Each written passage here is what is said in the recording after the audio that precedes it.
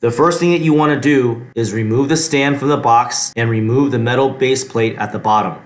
Inside you will see a circle and 3 holes. Next step is to remove the metal base plate that has the 3 screws already inside. You're going to match up the screws with the holes and then you're going to tighten them. Once you tighten them, you're going to put on the metal base plate again and secure the screws. The next step is on the back of the stand, there is another base plate near the top. You're going to remove the screws to allow the wires to run through.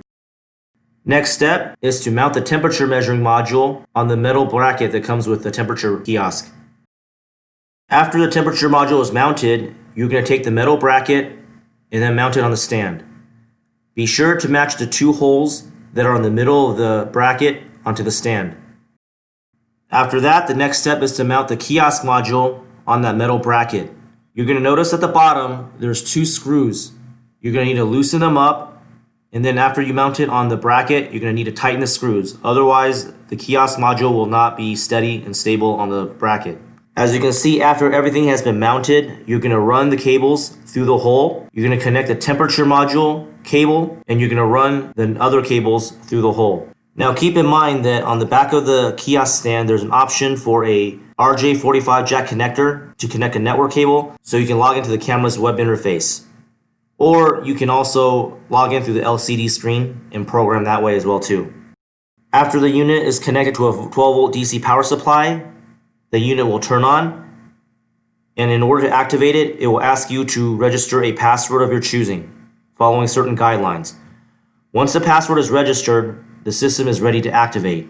First thing to do is press the button on the far left in order to get into the menu. This is where the administrator login is. Press the admin button on the lower right hand corner. Enter your password. In this example, I created Q12345667. First step is to create a new user, create a name, and you're going to register at least one face.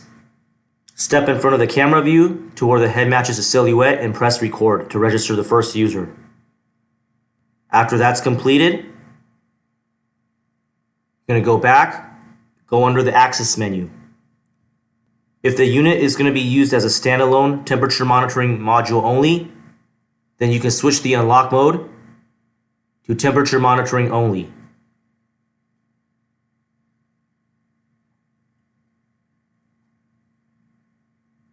Once that's completed, you will go into System Setup. You will first register the date and time, making sure the time zone is also correct. Then you're going to go into Face Parameter, set the temperature unit to Fahrenheit, Mask mode to Mask Intercept. Temperature monitoring is on in the on mode. Other settings such as invalid face prompt interval will be set to 4 seconds, and recognition timeout will be set to 3 seconds. Temperature monitoring distance will be set to 0. Once that's completed, press the home button at the top to save the settings, and the system is activated.